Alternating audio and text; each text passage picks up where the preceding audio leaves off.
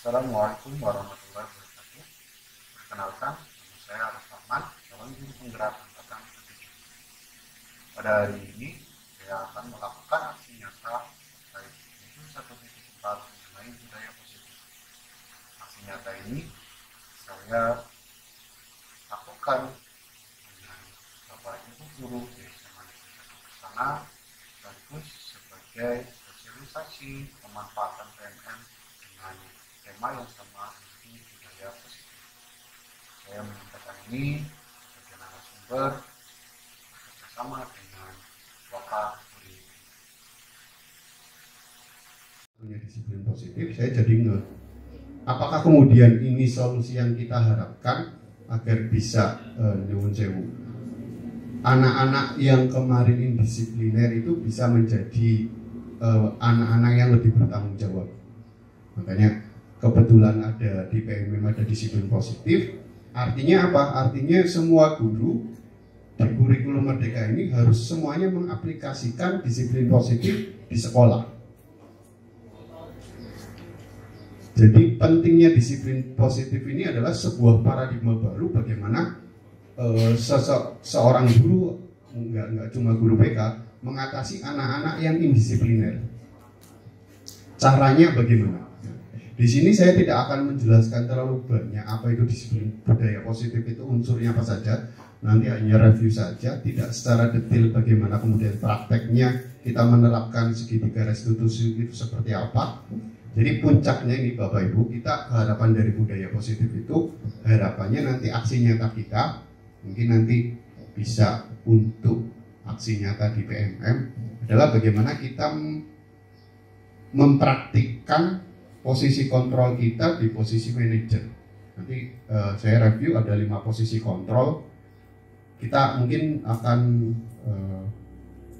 bercermin diri kita posisinya ada di mana dari 5 kontrol ini.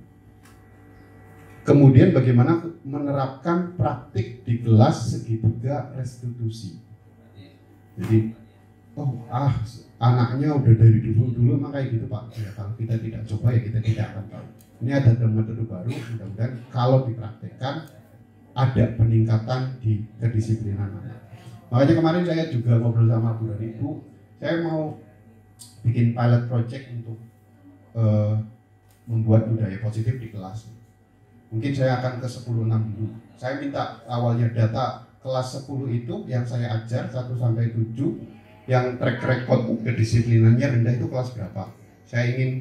Saya ingin bikin pilot project, artinya kita akan membandingkan misalkan dari kelas 10 lah 1 sampai 9 yang dianggap disiplin, yang paling disiplin kelas mana? Misal katakan kelas 10-1. Kemudian yang disiplinnya paling rendah mana? 10-6, misal kelas saya sendiri. Saya ingin menerapkan pilot project disiplin positif di kelas 10-6 agar nanti pada endingnya kita akan bandingkan dengan yang 10-1 yang di awal gitu sudah dianggap kelas yang mempunyai disiplin tinggi, apa kemudian yang kelas 10-6 ini bisa menyaingi kelas 10-1. Awalnya seperti itu. Mudah-mudahan nanti terlaksana. Karena saya belum punya datanya, belum diberikan datanya mana kelas yang mempunyai kedisiplinan rendah dan kedisiplinan tinggi. Harapannya ini bukan program. Oke lah, kalau PMM aksi nyata 1-2 minggu selesai bisa. Tapi kalau untuk benar-benar pilot project, apakah bisa merubah karakter anak ya harus minimal 1 tahun. Minimal 1 tahun, tapi kita akan coba sampai 1 semester ini. Nanti saya akan coba. Mudah-mudahan nanti saya dapat dukungan juga dari terutama guru yang mengampu kelas 10. Jadi nanti saya akan mencoba membuat kerangkanya, diskusi dengan guru-guru wali kelas yang kelas 10 kira-kira yang mau dijadikan pilot project. Saya agak kurang enak ketika mau mengatakan 10-4 gitu ya. Ya betul ya, iya. Ya sudah terasa banget gitu kan. Tapi barangkali nanti Bu Tari berminat mau menerapkan budaya positif di kelas, oke kita nanti bareng-bareng. Oke kita. Nah ini unsur disiplin positif sebenarnya ada 6. Ada 2 yang saya gabung jadi 1 biar tidak kelamaan ngedit. Harusnya ada 6 gitu. Yang pertama itu perubahan paradigma belajar dari yang stimulus respon ke teori kontrol. Nanti ada di PMM kalau dilihat videonya. Ada disiplin positif di sini nomor 2. Ini yang ada di PMM tentang nilai-nilai kebajikan universal. Yang ketiga motivasi perilaku, sebenarnya ketiga itu. Dan keempatnya adalah kebutuhan dasar manusia. Kelimanya baru posisi kontrol restitusi. Yang kelima adalah keyakinan kelas dan segitiga restitusi. Nanti Bapak Ibu yang sedang dipelajari berarti di disiplin positif ini yang dinilai-nilai kebajikan universal. Ya bahas sedikit saja, tidak usah lama-lama, 10 menit mudah-mudahan cukup. Perubahan paradigma belajar, stimulus respon dan teori kontrol. Kalau ada anak, misal Butari, kalau Satrio bolos, misal Butari ya, kalau Satrio bolos, ya itulah ya Rafa ya 1, 2. Ini kita nggak sebut merek ya, ini tadi kasus saja. Kalau bolos, misal bolos di pelajarannya Butari geografi nggak masuk, tahu wali kelasnya jadi nggak masuk. Kemudian ketemu ternyata di luar misal. Yang pertama kali Butari akan katakan, sampaikan ke Satrio dan kawan-kawannya apa Bu? Kalau pertama ketemu ya pasti ditanya dari mana tuh? Kenapa maksudnya nggak ada di kelas? Ya itu dari mana? Terus? Itu jawabannya. Kalau jawabannya dari kantin, berarti kan nggak sesuai kan? Nanti ada ya apa ya istilahnya, bukan buku mana ya, Contohnya diingatkan. Kok udah sering, saat itu udah sering bolos Bu. Iya, diingatkan. Terus? Apa namanya? Kalau yang pernah ya, hubungannya biasanya kasih tugas satu tugas yang kaitannya sama materi yang barusan diajarkan. Soalnya kalau misalkan langsung ke orang tua kemarin juga iya, non-efek juga ya. Non-efek juga, iya. Terima kasih Butari atas jawabannya luar biasa sekali. Iya, ada perubahan paradigma. Sekarang memang sudah bergeser ya. Tapi kadangkala kalau sudah memuncak itu ya kembali lagi ke model setelan awal, model pabrik. Apa yang dulu kita pernah diajarkan, dipertontonkan di sekolah, yang nanti secara tidak sadar di bawah alam sadarnya itu ya kita akan melakukan itu. Jadi kalau saya ingat dulu itu kalau ada apa-apa yang disuruh push up. Pernah saya bolos, masuk lagi. Pernah bolos, kok masuk lagi? Saya jadi heran. Kenapa nggak langsung pulang saya itu ya? Bolos, masuk lagi ke sekolahnya dihukum ya. Salahnya saya mungkin ya. Disuruh push up gitu kan, berdiri di depan kelas. Itu praktek-praktek lama. Ada stimulus respon dan teori kontrol itu dicontoh kasuskan seperti ini.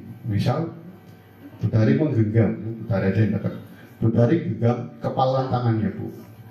Kalau saya suruh buka, ada dua kemungkinan, mau dibuka atau tidak. Kalau mengepalkan tangan disuruh buka, mau membuka atau tidak. Pertanyaannya adalah kekuasaannya itu berada di siapa? Di saya sebagai guru, misal Butari sebagai siswa, apakah Butari sebagai siswa? Ketika saya mengepalkan tangan, ada orang menyuruh membuka, saya akan membuka dan tidak, itu terserah siapa? Sebenarnya terserah saya yang mengepal. Saya mau buka atau tidak, ya terserah saya sebetulnya itu. Tetapi terkadang siswa nurut enggak? Terkadang nurut. Suruh buka tangan, buka. Kenapa nurut?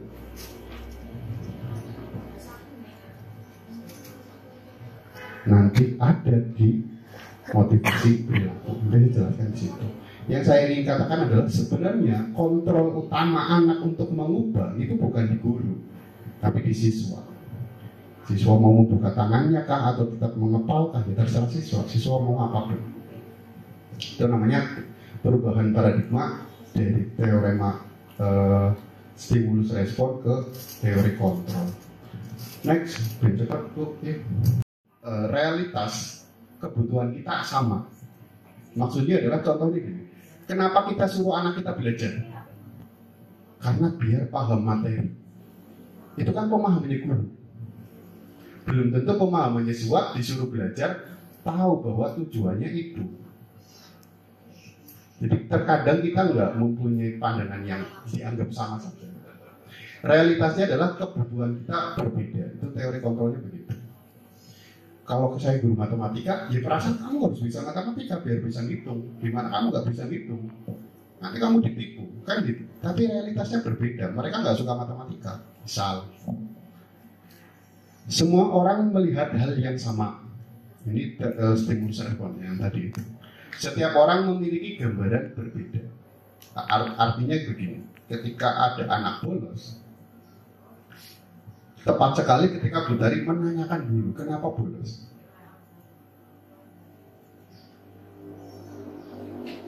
Maka harus ada konfirmasi terlebih dahulu kenapa bolos.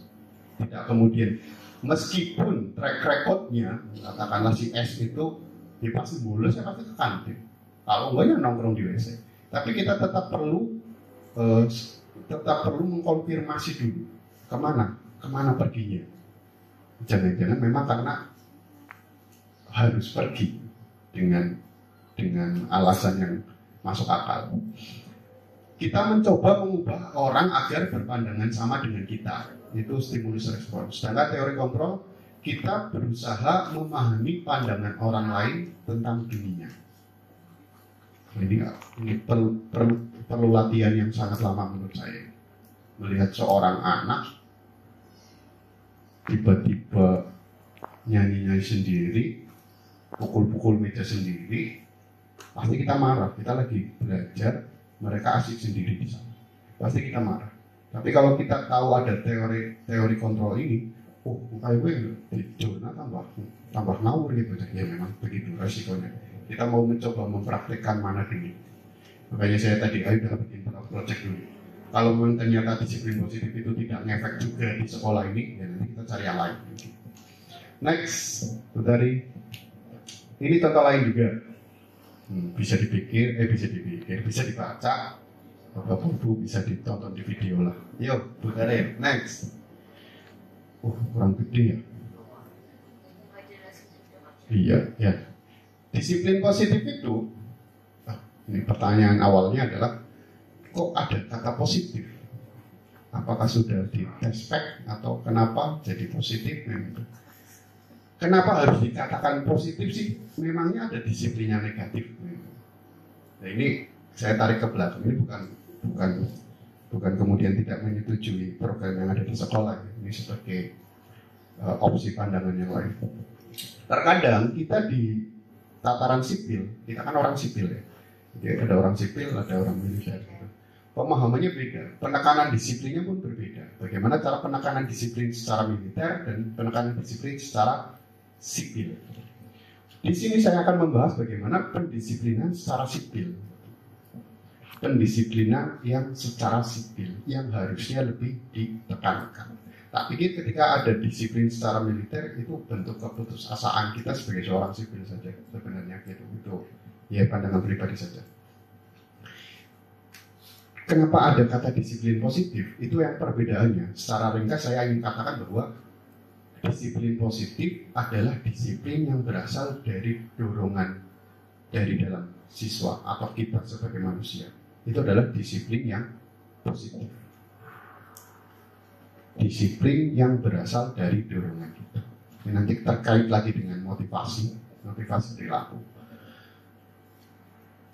Kenapa kita datang tepat sebelum jam 7? Bapak Ibu, karena mau pinjam. Kenapa takut telat pinjam?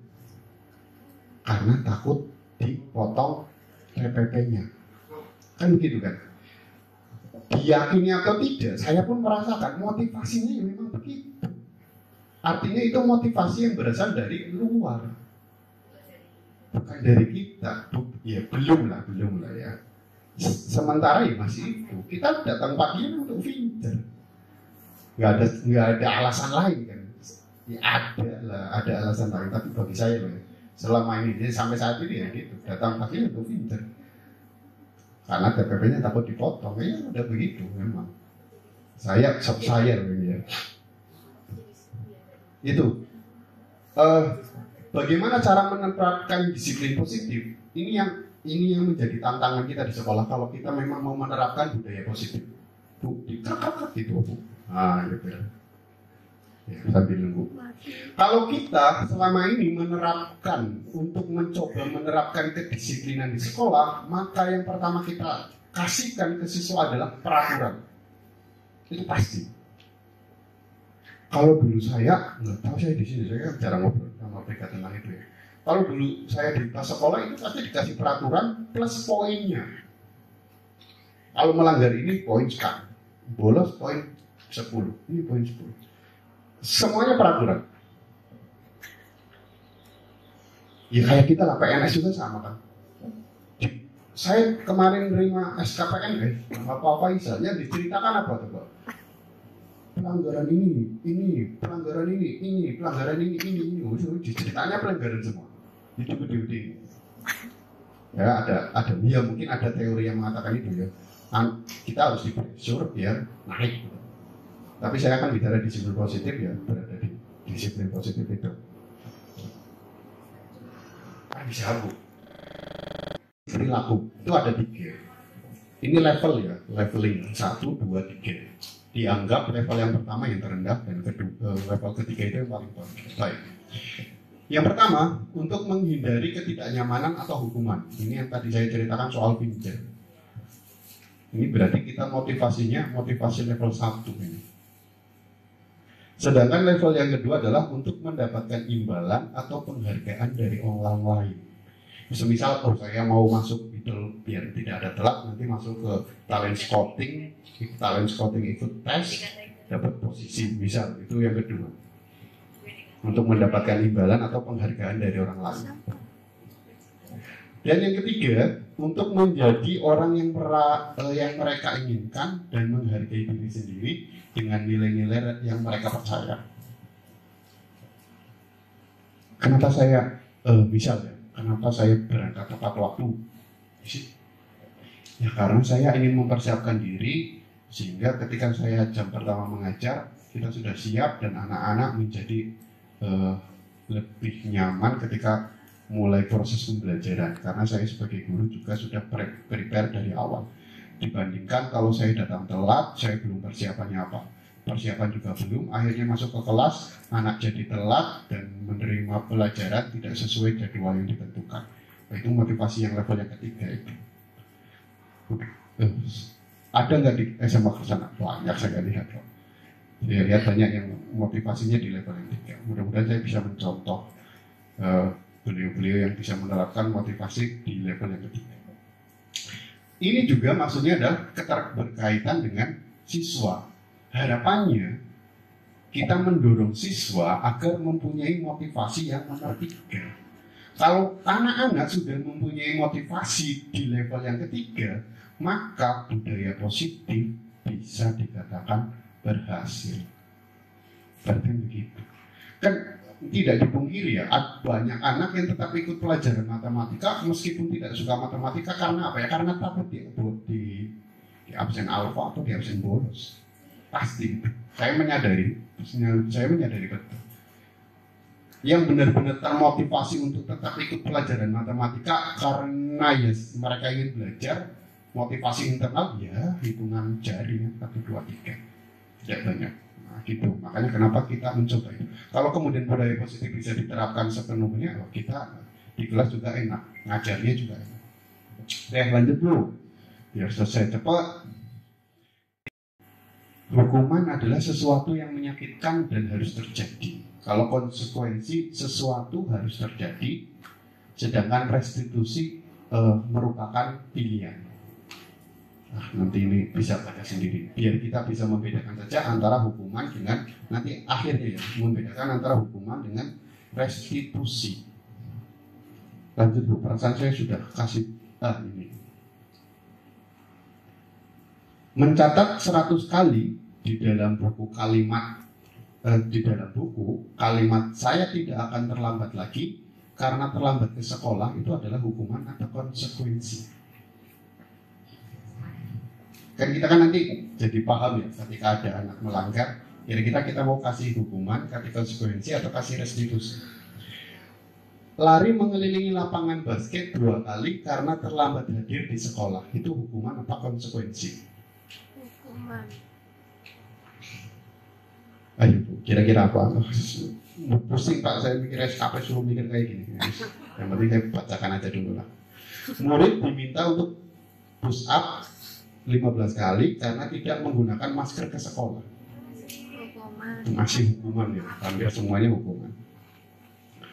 Oke, kalau ini contohnya memang hukuman semua. Oke, next. Ini materinya ada dipelajari di PMM ada.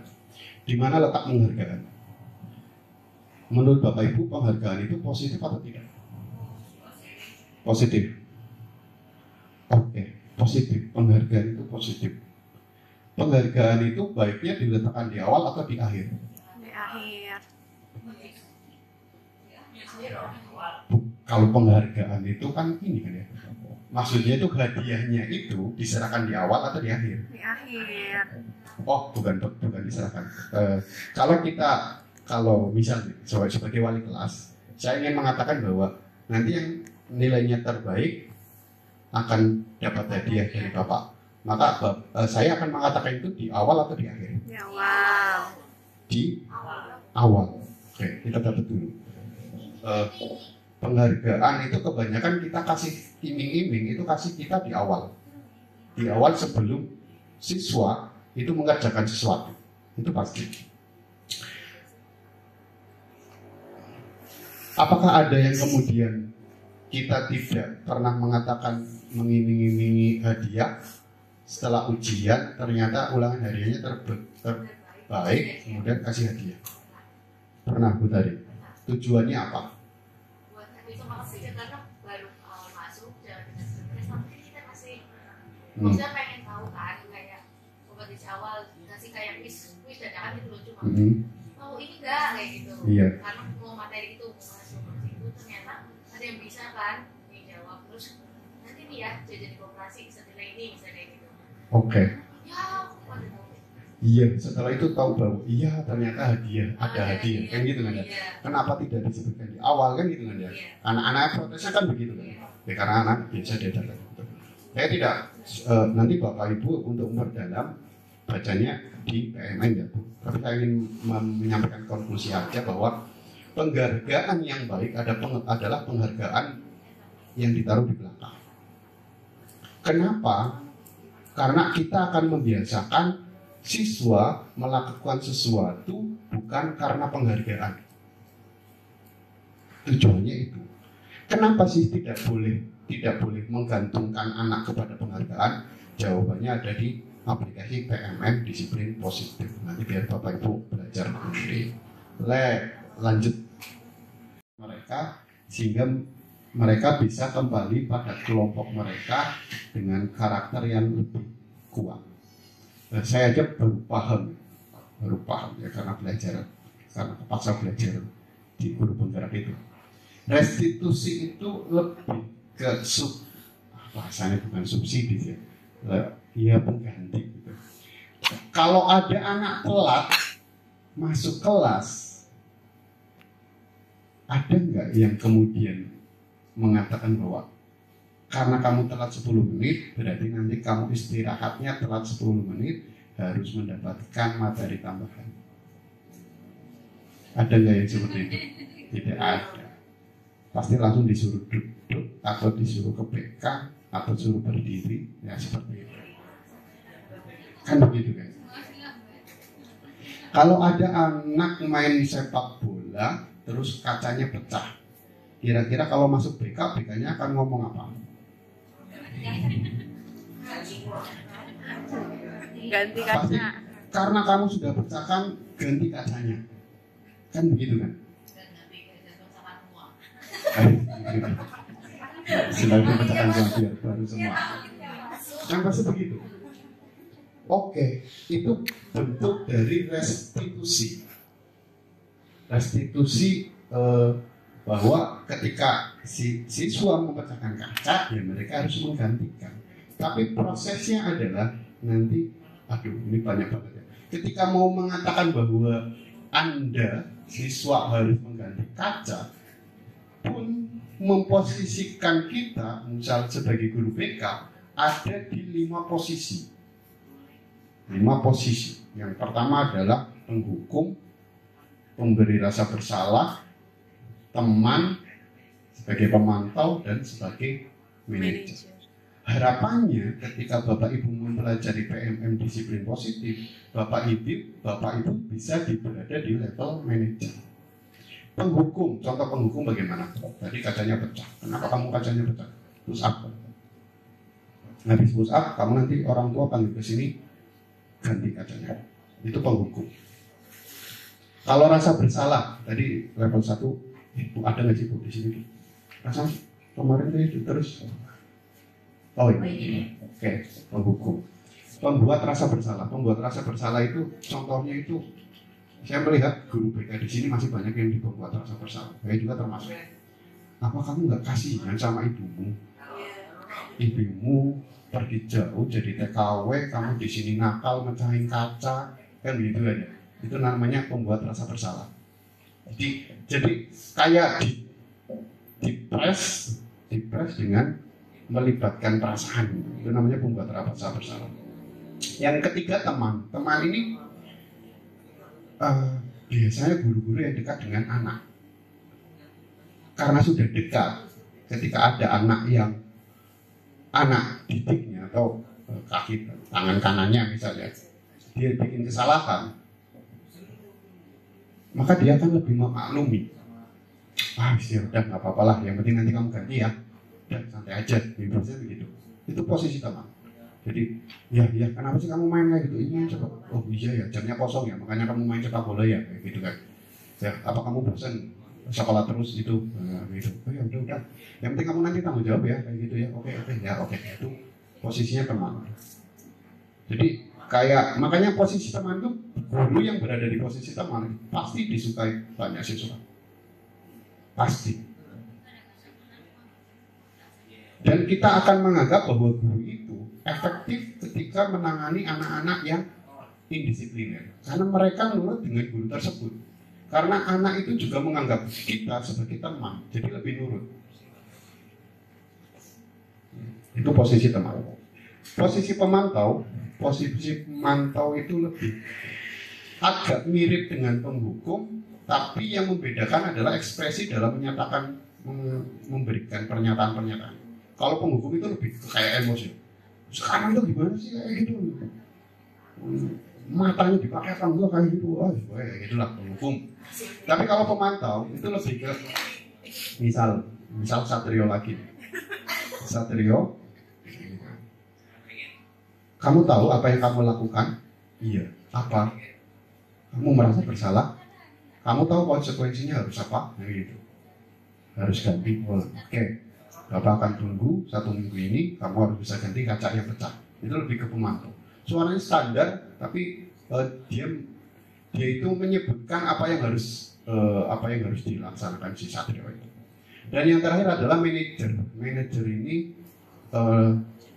posisinya adalah lebih ke menanyakan ke siswa, ini keterkaitannya dengan keyakinan kelasnya. Kalau keyakinan kelasnya sudah terbentuk, maka dia akan membenturkan dengan keyakinan kelas yang ada, membenturkan dalam yang lebih soft. Misal, saya ada contoh, tapi saya malu ya video saya sendiri soalnya. Saya bikin praktek segitiga restitusi, bagaimana cara menangani anak yang indisipliner dengan posisi yang manajer. Contoh, Satrio, yang kasusnya sama, mecahkan. Bapak dengar kamu habis mecahin kaca di sekolah ya? Nah, Satrio kan, iya Pak. Loh, kenapa itu bisa terjadi Satrio? Iya Pak, saya main sepak bola, main sama teman, terus akhirnya nendang kena kaca. Oh begitu. Kamu pasti bosan ya di kelas. Akhirnya kalian main sepak bola di luar. Iya Pak, soalnya jamnya kosong, jadi saya main sepak bola. Gitu kan? Oh pantes, makanya kamu main sepak bola ya, gitu kan? Kan ini, jadi cara-cara yang benar-benar manajer, makanya wah ya bocah kayak gue dikayak gue, iya namanya juga hal yang baru ya. barangkali nanti. Makanya itu pilot project nanti berhasil apa tambah malah bedak gula gitu ya, ingat perantau. Kayak gitu, saya lanjutkan. Oke, Satrio, Bapak di sini tidak mau mencari siapa yang salah.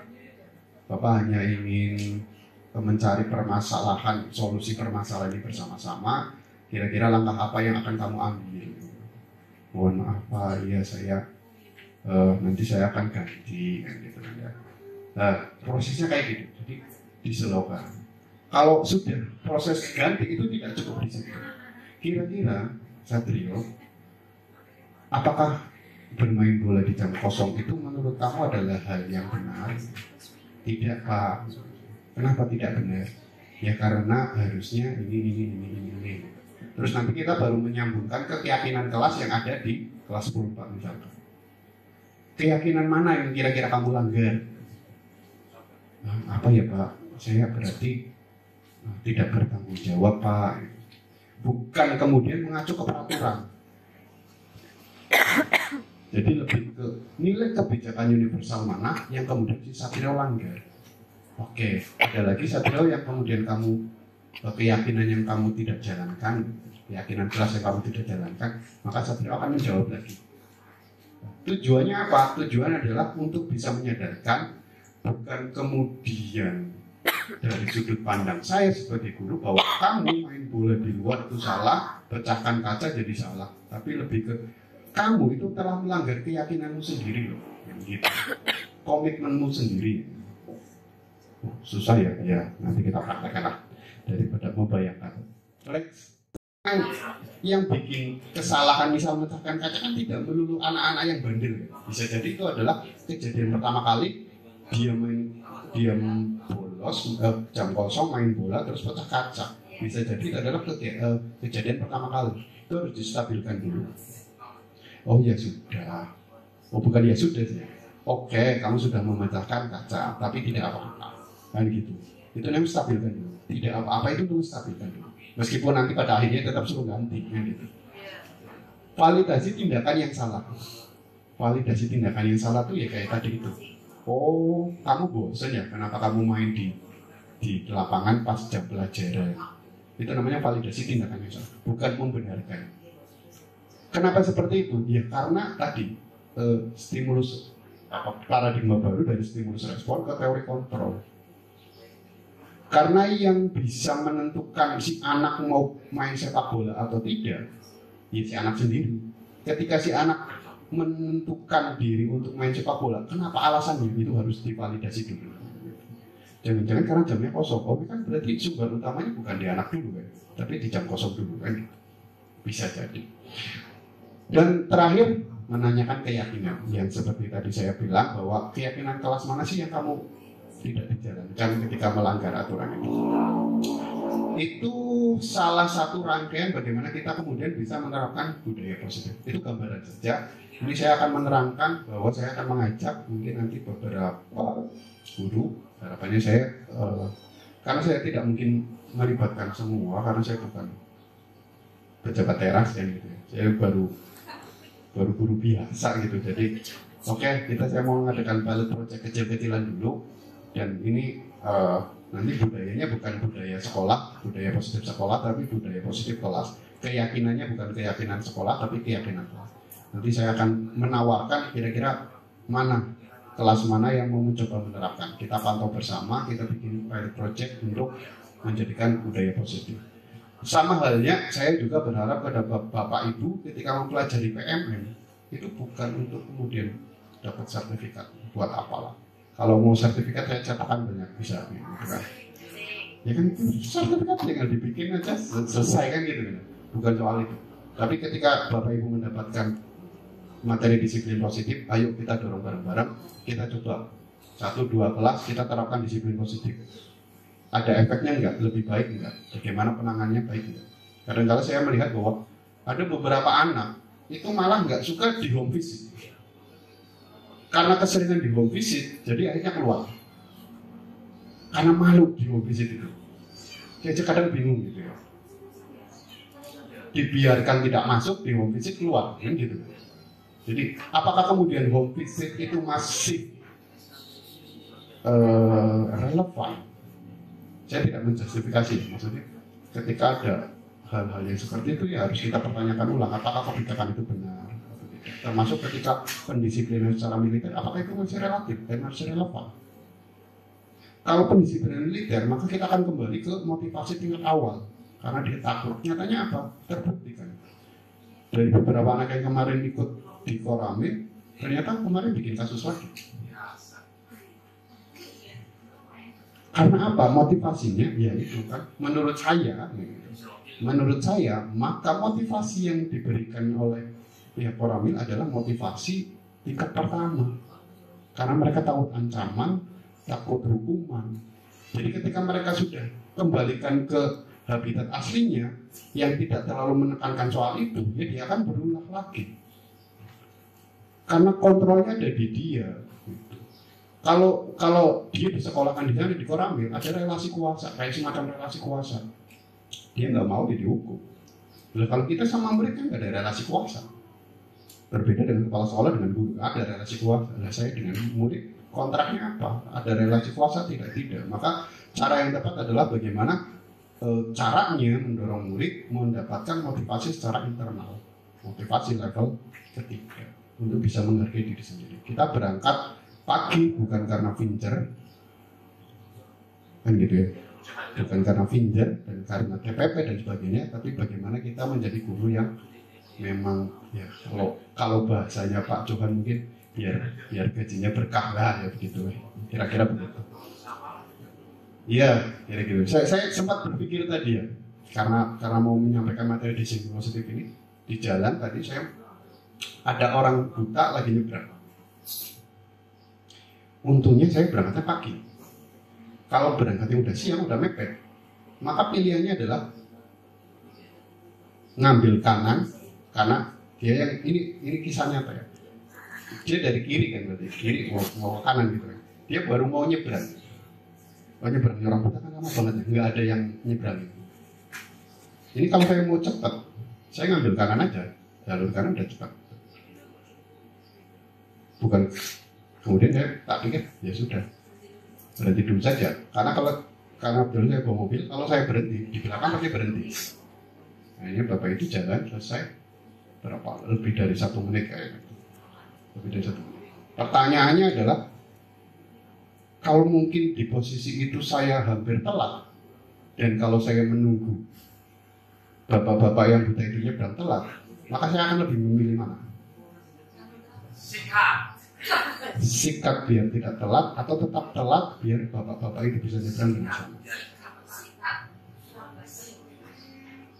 Bapak itu jawab sikap dalam hatinya pasti enggak, kan gitu kan? Pasti milih tetap berhenti meskipun telat kan gitu kan? Pasti ya, pasti itu. Tapi yang jadi pertanyaan saya bukan itu.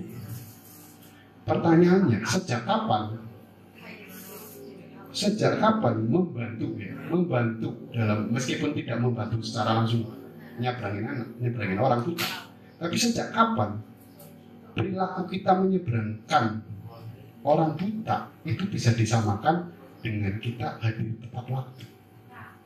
Itu bukan apple to apple menurut saya. Artinya membantu orang yang seperti itu jauh lebih utama dari mementingkan kita datang tepat waktu. Membandingkan saja sebesar, apalagi kemudian nyerobot biar tepat waktu. Tapi kalau pemerintah kan nggak begitu kan. Pemerintah tahunya ya tepat waktu. Iya, padahal menurut saya ketika kita turun menyeberangkan bapak ibu yang buta, ketika kita turun berarti kita mulai bekerja. Tapi kan pemerintah nggak mau tahu soal itu. Kita tahunya pintar tepat waktu. Terima kasih atas waktunya. Assalamualaikum warahmatullahi wabarakatuh.